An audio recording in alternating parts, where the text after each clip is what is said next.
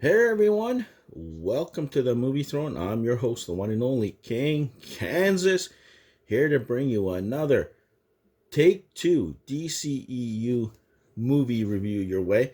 In this particular case, I'm tackling another very, divisive, you want to call it, or controversial film in the series of these kind of films, and it is Wonder Woman 1984. It is the sequel to the hit original movie that came out a couple of years ago.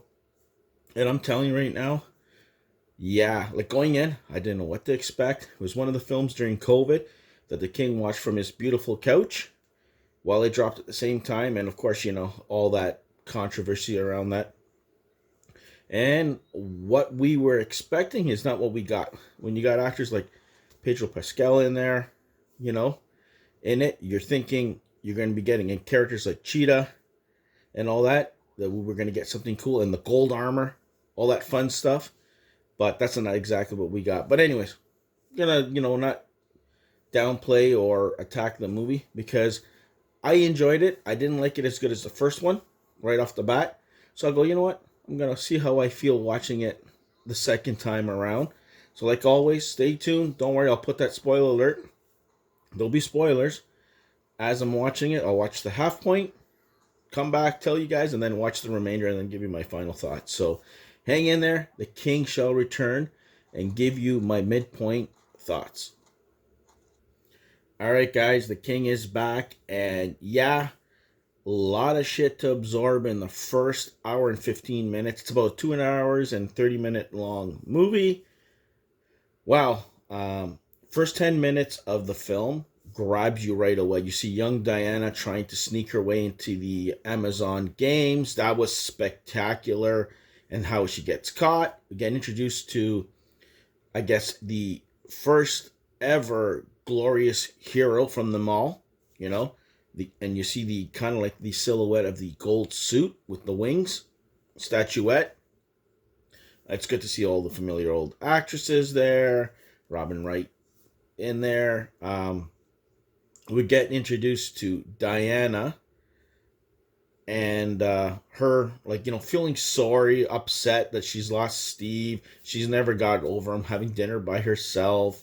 Then you got Kristen Wiig's character going through a whole bunch of crap too, just keep on rambling, and she's, kind of like into the same kind of stuff that Diana is in. So they kind of meet there at work.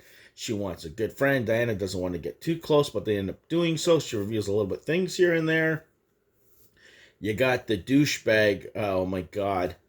What's his name? Pedro Pascal's character. Holy shit, he sells it. Like, it jumps into the 1980s and the music and the vibe and the characterizations and all that shit. He embodies all of that. He's a pretty much top class scumbag, right? Kind of neglecting his kid.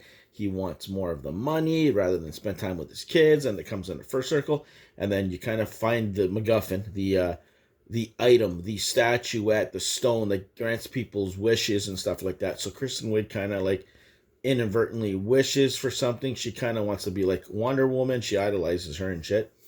You got Diana who wants, to be with Steve Trevor. And that was where you kind of lost a lot of people, is the creepiness of it. Instead of him just appearing back to normal, he kind of embodies another person's body. And that's not where it gets weird. Where people really got off the board is that the fact that she kind of finds this guy at the dance.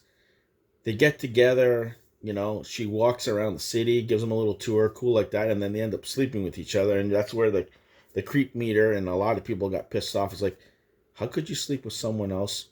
And it's kind of like taking them hostage and shit like that. Like, a lot of crazy shit came out of that. Headed to the part where I left off, the part was the fireworks. They end up going on the jet. They're headed over to Egypt. They hijack the plane. You see the fireworks. That was pretty cool. And then you got Cheetah discovering her power slowly. Confronts that bully who Diana saved her from earlier. She kicks the snot out of him, like literally. Then she takes off, and that's where I've left it off. So it's the final battle. I want to see what the hell goes down. You got Steve Trevor back. Their chemistry is just phenomenal. But the circumstances is a little creepy. But They know time's running out. They know kind of like the stone's having an effect on all this shit. So, to all good things come to an end, pretty much, right? But anyways, let's see where it's gonna head off the last portion. But up to this point, I'm still okay with what I saw, minus the whole Steve Trevor, how he comes back using a person's body shit. But let's see how I feel at the end of this. All right, guys, the king is back, and yeah, I didn't mind it, to tell you the truth. The last portion, basically she confronts Pedro Pascal's character. Kristen Wiig ends up going with him at the beginning, Wonder Woman, that is, and Chris Pine, to figure out all these things. They're discovering that the more and more Steve's around, the more and more weaker Diana gets. And of course, Diana's having an argument with Steve Trevor, that no, you have to let me go, Diana. It's killing you, blah, blah, blah. It's not worth it and shit like that. And she goes, no, I want to be selfish for once and keep you, because she's losing her powers. That's what's going on. They got a little argument. Shit is basically hitting the fan on the streets. There's a cool White House scene that she goes after Pedro Pascal. Their Wonder Woman was amazing. That was a cool scene that you've seen in the trailers. You saw Cheetah confront her and literally wipe the floor with her. Little weekend because of that. She has that argument with Steve Trevor right after that. They're in the streets. He's trying to help her and stuff like that. And she realizes she has to let Steve go. And that's what happens. He ends up leaving that guy's body. She gets her powers back. She has to go to the island where Pedro Pascal's planning his big ruse of the whole world. He wants to take over the world and mind control him and all that shit. So she gets the gold armor, puts it on, confronts Cheetah. That was a cool battle scene, but it just lasted like 5 minutes. Not even. That's the shitty part. I wish it lasted longer.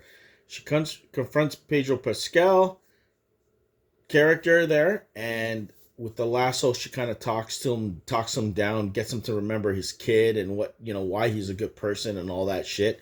Things start to unravel, and then at the end, you see the guy who Steve took over the body with whatever. She releases a balloon. She smiles. That's pretty much the end of it. She back to normal, back to business. She's happy that she had that time with Steve. Whatever. I don't know what they were gonna do in the next sequel they were gonna do one, because it's canceled now. But it was okay. I didn't feel much. I still love the first one much better than this one. This one was a fun, total opposite vibe. 1980s, more colorful, more, cheesy, if you want to call it that thing. Which they did more with Cheetah, Kristen Wiig's character. Pedro Pascal played his douchebag role to the T, which was okay. That's what he was supposed to be, and that's what we got. Wish they had a different angle on the Chris Pine coming back to her kind of thing, which I wish he would have stayed in this case. But hey, it's comic books, right? Anything can happen. And the post-credit scene was pretty cool to see Linda Carter, the original Wonder Woman, being the original owner, or the Glamazon, I want to call her, of the gold armor. That's who it was, and she was the one, and a kind of little wink nod at the end was pretty cool. That was like a holy shit, she actually showed up moment. A good nod to her, because she deserved it, right? Because she was Wonder Woman for all these years until these two films. But okay job. Not the greatest. I don't know. You guys tell me your thoughts on this. Did you guys like it? Where does it stand? For me, it's probably near the bottom of the pack. Way above the original Suicide Squad and Birds of Prey, in my opinion. But hey, it is what it is. A whole bunch of movies coming your way. So tune in. There's going to be a couple of big ones coming your way. You're going to have the Justice League, Zack Snyder's version, which is long. And of course, the Suicide Squad, James Gunn's version. So check out those. Possibly Wednesday. So tune in for that monstrosity, those reviews. But like always, like, share, and subscribe. Check out my other DCEU Take 2 reviews. Check out my movie reviews, TV reviews, unboxings, you name it, the works. So until then, be the hell good. Stay off the King's Throne. I'll see you guys where? Right here on YouTube Line.